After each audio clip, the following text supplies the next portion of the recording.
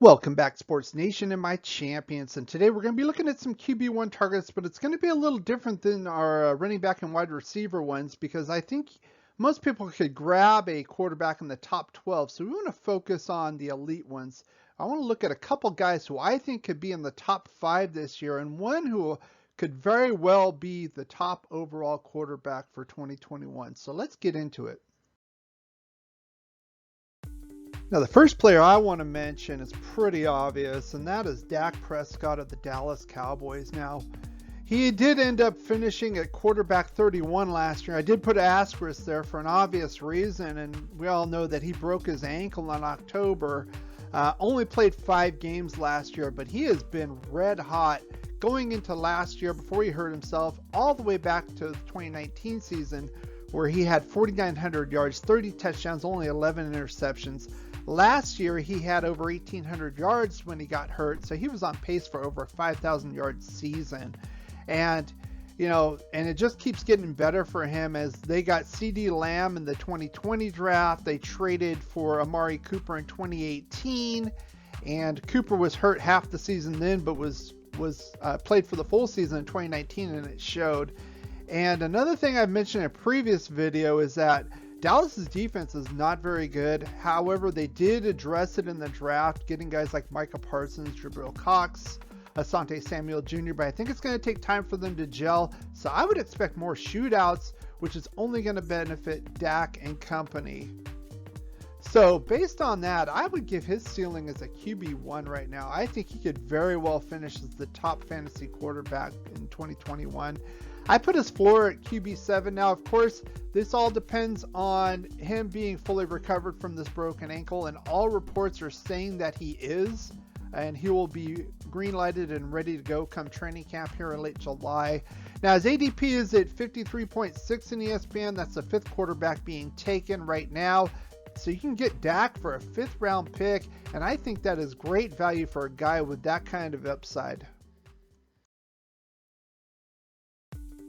And the other player I think could very well crack the top 5 this year is Justin Herbert of the Los Angeles Chargers. Now, as a rookie, he ended up finishing his QB8 last year. Now, if you're not familiar with the situation, he was on the bench. Tyrod Taylor was the starter until week 2, and Tyrod had some kind of freak accident issue with the trainers, I guess, collapsing his lung, giving him an injection in his ribs, and he couldn't start. So Herbert had to start week 2, and he just went gangbusters from there. Now, this is a kid that was picked 6th overall in the 2020 draft behind Joe Burrow, Tua Tagovailoa, and big kid, big strong kid, strong arm. His knock was accuracy. A lot of people were considering him as going to be the bust of this draft, and he did nothing but prove them wrong. Once he got in there, he had a 67% completion rate, which I think is kind of unheard of, especially as a rookie.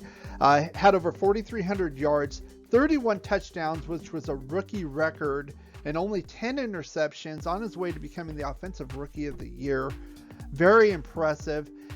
This year, even more impressive as far as offseason improvements for the Chargers for him. First of all, we're going to talk about the offensive line.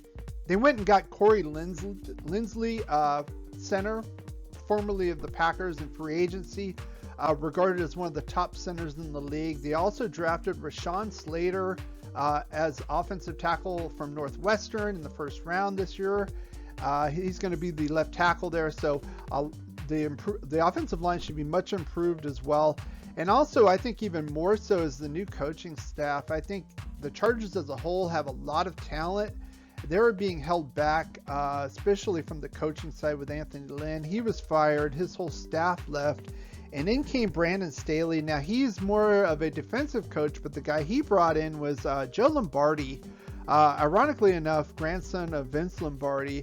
But he came up on the offensive side of things through Detroit and the Saints. So I think he's familiar with more of a high-powered passing offense, with Drew Brees, Matt Stafford. So a lot to look forward to here. The only thing I'm kind of questioning here as far as Justin Herbert is he going to have a sophomore jinx? We've seen this sometimes where players come in, they don't have a lot of film on him, kind of similar in other sports like baseball. You don't have a lot of game film, you don't have his tendencies. Could this be his problem? So based on that, I kind of tempered expectations as far as the floor goes, but I think with the ceiling, he could definitely be a QB3. His floor would be a low-end QB1.